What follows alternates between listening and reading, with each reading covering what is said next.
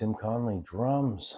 Well, I wanted to talk about something that is near and dear to my heart, and also something that a lot of people don't really understand just because they've never done it. People always think that it's glamorous and it's such an exciting life to be on the road as a musician and tour the world and all that stuff. And I'm here to tell you that while there is elements of excitement, absolutely, there is elements of fun, 100%, being on stage in front of a large group of people playing your music, it's amazing, without a doubt. But there's also another side that people don't see, they don't understand. If you think about 24 hours in a day, how much of it is actually spent on stage? Say you do a 2.5 hour show, let's just say, and you do that show. Sometimes you do it daily. It depends. Sometimes you have to move from one city or one town to another, so you need travel time. So you actually only spend a couple hours, let's say, every day or every other day or every third day, whatever, actually performing. The rest of it is travel, downtime, setup time, meetings, meeting in some case, depending on the band, with the press, doing interviews, doing other small performances, like maybe on a radio station with an acoustic guitar and bongos or something. And there's many, many other elements that people don't see, and they don't really get an inside look. So why do people like to go on tour? Well, obviously it's fun, it's exciting, it's it's not something most people do. Most people have no clue what's going on touring, and they only see the show and they see a little bit of the backstage sometimes, but they don't see what goes on with the politics of it. They don't see what goes on sometimes with the battles internally amongst band members, the financial battles, all these sort of things. I can remember going to a drum clinic one time, Dave Lombardo from Slayer, and he said in this clinic, he was very open, and he talked about how the band was on tour and they were making millions of dollars. The tour was extremely successful. And towards the end of the tour, I think they'd been on tour for 9 months, he only made $86,000 or something small. And they're making millions. I think at that time they'd made $11 million on the tour when Dave was talking about it at this clinic. And he'd only made $86,000. So he's like, where the hell's all this money? Where's it going? And as soon as he piped up and started questioning things and started talking about where's all this money going and how come I'm not seeing much of it, suddenly the fingers are pointed at him and the band turned on him, especially Dave Mustaine. He turned on him and said, you don't need to know this, or something like that. And it was a very odd situation. Anyways, he ended up quitting because of the situation. It created money. Oh my God. Money creates unbelievable battles between people. Money is the root of all evil in terms of a lot of these fights and battles and stuff. And I don't know the logistics of how much of a percentage Dave is owed by the band in terms of his input into the music other than playing drums, because let's be honest, the drummer gets paid low amount of money if all he does is drum. If he doesn't own the rights to the songs and he doesn't own the songwriting credits, et cetera, all the big stuff, the big money is in the ownership and the big money is in the songwriting credits. It's not in the drumming. It's not in the bass playing. It's not in the instruments, basically, at all. The money is in who owns the songs, basically. And usually, quite honestly, record labels play into that heavily because record labels always put up the money for the songs to be recorded, and they pay for the tours to get the artist at least started on the tour. Depending on the artist, it's the labels that put up everything. The labels also pay for all the advertising. So in the end, the bands become a slave to record companies, they become slaves to promotional companies, and they become slaves to tour companies. And they are expected to produce. That's the part people don't see. The pressure that the artists are under when they go out on tour is immense, immense. Some, unfortunately, buckle under the pressure, hence the drugs, the alcohol, the crazy behavior, trashing hotels, this sort of thing. A lot of people think rock stars trash hotels because it's fun and they're drunk and they're whatever. Well, they might be drunk, they might be high, that part of it's true, but they're trashing the hotel because they're trying to punish the record labels. This is the thing people don't understand. The artist doesn't pay for the damage. People think that, oh, geez, how the heck did The Who pay for every hotel room they trashed? Well, they really didn't. I mean, obviously they got their pee-pee slapped when they trash a hotel room, and then the label gets the bill for, $6,000, $10,000, whatever the repair costs were for trashing, throwing TVs out windows and stuff. And then they go to Keith Moon and they go, Keith, you got to stop doing that, Keith. You got to stop trashing rooms. And Keith just goes, yeah, okay, no problem. Sure, I'll stop. And the truth is that they're probably unhappy with their label. There are probably things in their lives that they're unhappy with. And they vent by trashing the hotel room.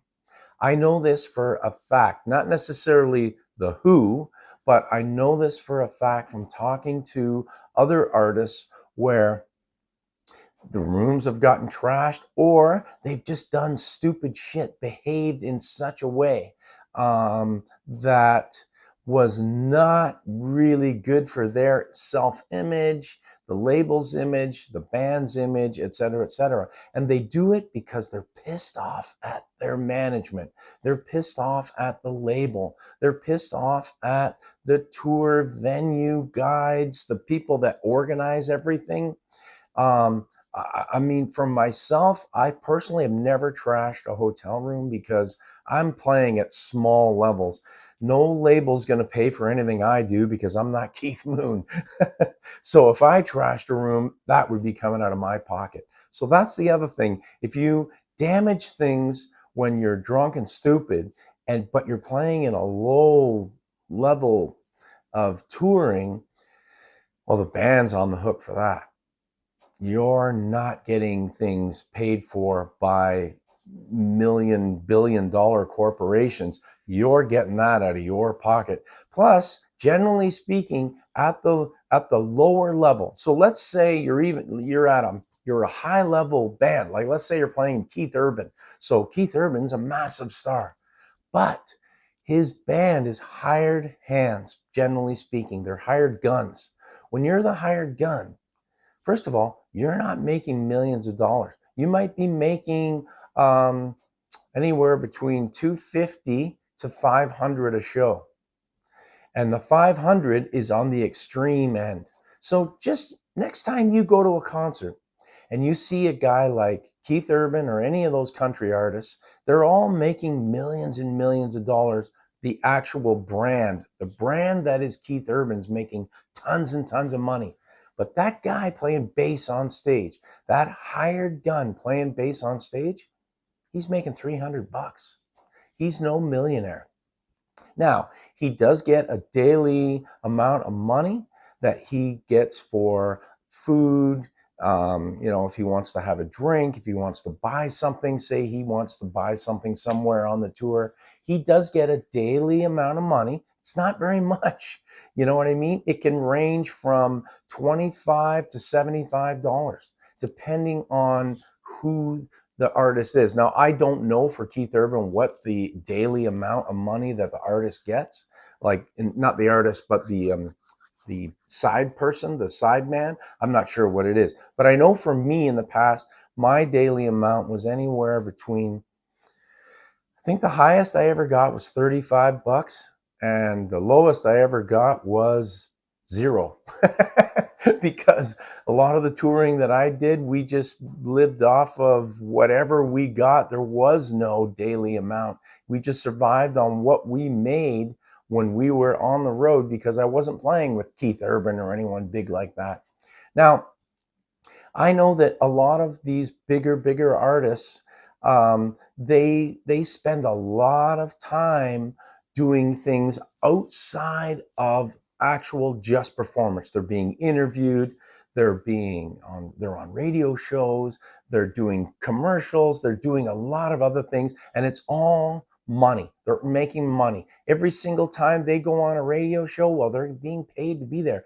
Very seldom do people go on any kind of a show and not make some kind of money from that show. Now, the sideman is not really involved in this unless you're an actual active member of a band. Like, you're in Pearl Jam and you played with Pearl Jam from day one. Well, they're really not interested in the sideman. So if you're in Keith Urban, but you're the hired hand, well, you're not making any extra money doing all these interviews and stuff, because nobody really cares about you. So they only care about Keith Urban. So Keith Urban gets paid more money on top of the money he gets paid for playing and selling merch. You don't make any money off merch either. As a sideman, you make no money on merch. You make no money on interviewing. You make nothing at all. All you make is for what you do on that stage. Like I said, $300. So the thing is, though, you don't have a lot of expenses when you're out on tour because of your daily stipends, if you want to call it that, and your the fact that you don't have to pay for anywhere to live or whatever, because you're living either in a van or a tour bus or something like that. If you're an Iron Maiden, if you're in a huge band like Iron Maiden, you're flying everywhere, but most of us never achieve that extreme high level. So you're living in a van. Basically, a lot of bands, smaller level bands, they travel around in larger vans, and that's how they live. They don't travel around in the glorious, the tour bus, as everybody likes to see the tour bus. Lower level bands, obviously mid level to upper mid-level, and of course high-level bands. Well, the high-level bands, they're living in the lap of luxury.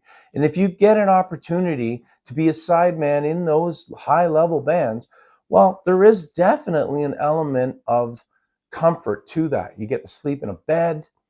You usually eat well. You get treated, hopefully, a little bit better by the management of the artist and that sort of thing.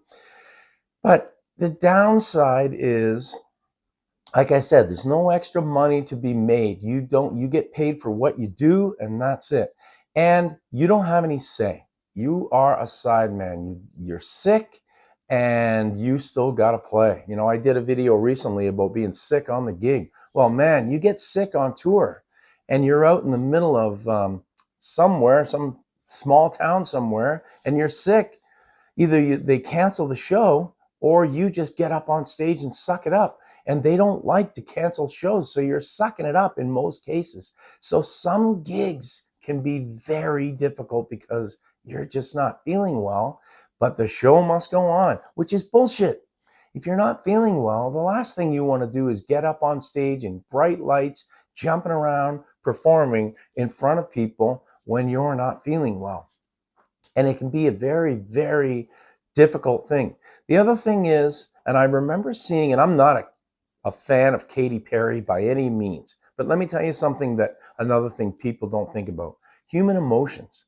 Sometimes you get into an argument with somebody, you get into a fight with somebody, and then you got to get on stage and you've got to put on that brave, shiny, happy face that you're all happy to be there. Meanwhile, you were just banging heads with somebody. So Katy Perry, I watched this documentary once about her, and half an hour, 45 minutes before she's performing in front of 40,000 people, she gets a call from her then husband, I can't remember his name off the top of my head, but I'll put it down here.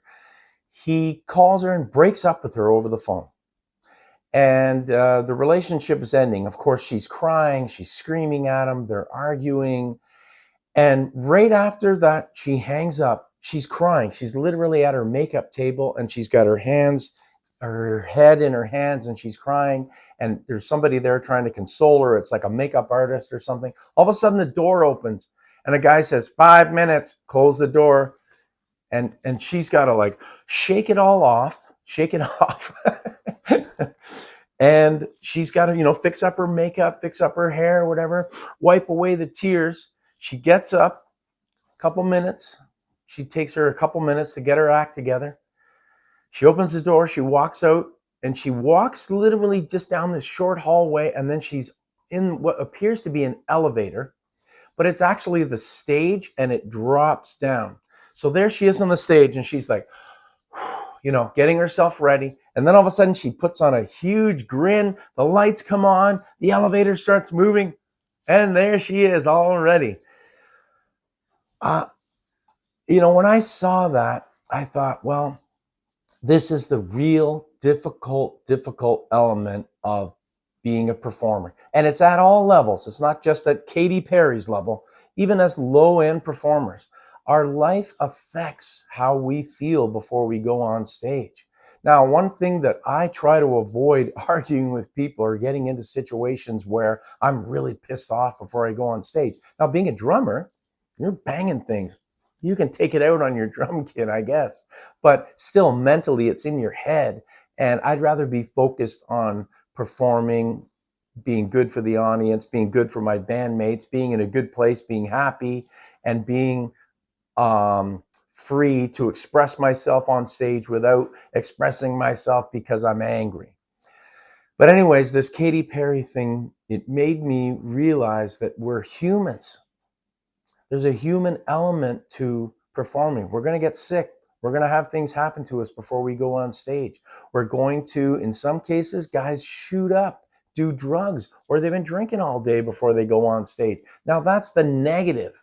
I don't think it's good to be going on stage, on tour, every show, high or drunk. I remember being very disappointed seeing Van Halen years ago, and Eddie was hammered through the show, and Alex kept throwing sticks at him because he was pissed off at him. He kept making mistakes. He would play a riff, then he would stop and laugh, and the rest of the band is going, what the bleep are you doing? And it was a terrible show, really disappointed. Another time I saw Stone Temple Pilots and Scott Weiland just high as a kite. Now, there's an element to Scott when he's high as a kite that his movements are, they're kind of, he's a weird dancing, moving guy to begin with, but when he's high, the movements were spastic and his singing was terrible. And I love Stone Temple Pilots. They're one of my favorite bands. But when I went and saw them and he was high as a kite and he couldn't remember words and he was falling all over the stage and the band is just like, yeah, it's frustrating when you go and see that. There was a time, I'm sure, dealing with artists when the singer is acting up, the bass player is acting up, the guitar player is acting up in terms of drug and alcohol abuse. It's got to be difficult for the band. If you're all acting up, well, if you're Motley Crue and you're coming on stage and you're all in the same place because of drugs and alcohol, I guess you're not going to get angry. Your management might get angry at you. The fans might get angry at you. I don't know. I've never actually seen Motley Crue live, but I do know that bands like that, they like to get on stage and they all like to be high. I can remember subbing with Teenage Head, local Canadian band. They come from my town or my city, and subbing with them, and they're all drunk and they're not exactly young guys. They're all older than me. And I'm subbing. I'm a sub. So, I'm like the guy that just shows up and I got nothing. I got no input. I just show up, play, they pay me, I go home.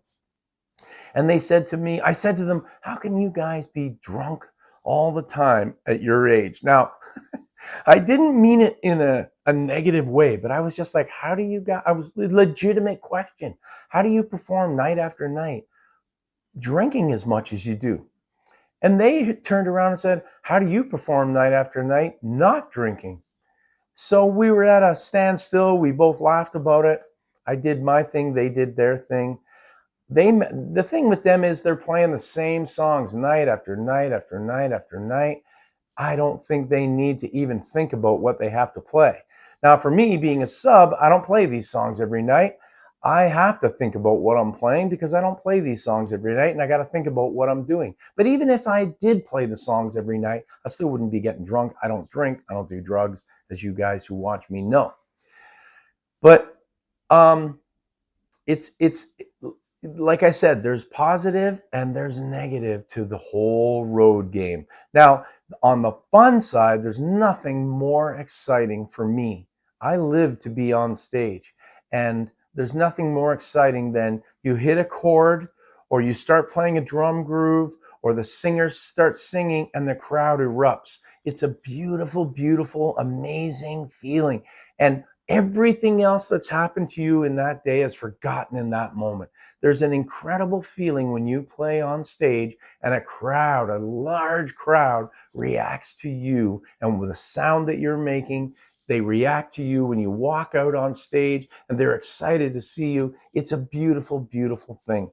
But what I was talking about today is the other 22 or 21 and a half hours in a day where you got to just survive on tour. You got to get along with your bandmates.